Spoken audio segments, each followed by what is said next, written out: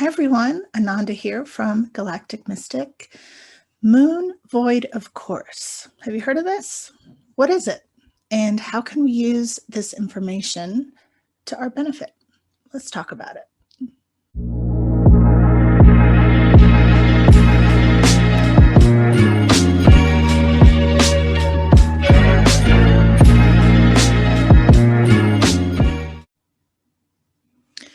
The moon changes signs every 2.5 days. It is the fastest moving body in our sky. And when she makes the last major aspect to another planet, which is a conjunction, opposition, square, trine, or sextile, when she makes that last aspect before moving into the next sign of the zodiac, this period of time is called void of course moon, or moon void of course. It is sometimes abbreviated to VOC or just VC. So maybe you've seen this and you're wondering, what does this mean and how can I use this to my benefit? Well, one of the biggest benefits to using astrology in your daily life is for planning, and using the moon void of course, knowing when that is one of the easiest things to apply in our lives. So there's an astrologer who is no longer with us, unfortunately. His name is Al H. Morrison, and he really was a genius. He spent about 40 years studying this and sort of bringing it into modern usage for modern astrologers today. He wrote many books. He was kind of an irreverent character and ruffled some feathers along the way, a little rebellious. He probably had strong Uranus or Aquarius in his chart. But I like that in a person. Yeah, the way that he put words together is pretty fun. So check him out if you are interested in learning more about him and his work. His name again was Al H. Morrison. So just like most things in astrology and in life, there are several different ways that the moon being void of course is determined. There's a Hellenistic way in Hellenistic astrology. There's an ancient astrology way, and some other ways that people have done it, tweaked it along the way. The most common way that it's done is what I described just a moment ago. When the moon makes her last major aspect to another planet before moving into another sign. And then the moment she moves into that other sign, the period of void of course is complete. And this period of time can be very short. It can be minutes. Sometimes it can be as long as 2 days. That's very rare though.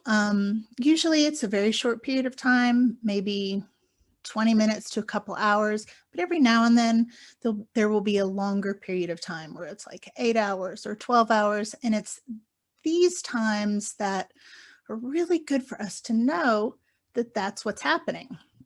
Why is this helpful? Well, my computer had something to say. So during this period of time, when the moon is void of course, it's almost as if, the moon doesn't go retrograde, but if she did, this would kind of be like that, where it's not the best time to start something new or to complete something important. You could, however, continue to work on something that you've already begun. And then if you do happen to finish it, allow yourself some time, finish it and then set it aside and then come back to it before it's finalized. Like if you were writing a term paper or a blog article and you had already begun it before the moon went void of course, you decided, well, the moon is void of course, this is actually a really good time to work on something I've already begun, because you're likely to have fewer interruptions, which is really nice. And then you finish it, but then maybe wait until void of course is over, and then reread it and make sure that it's the way you want.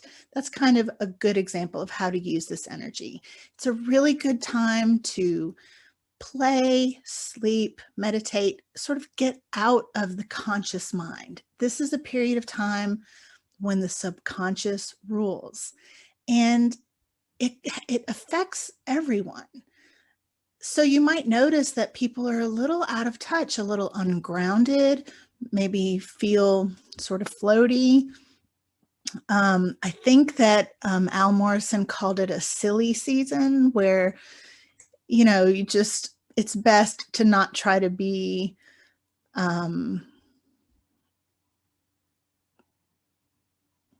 really like serious about things. And you don't want to like get married or get engaged or buy a new car or anything like that during this period of time.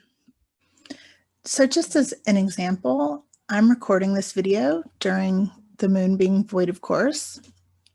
So this is something that I have already started on. I've already written my companion blog post. I've got all my ideas, you know, organized and in front of me.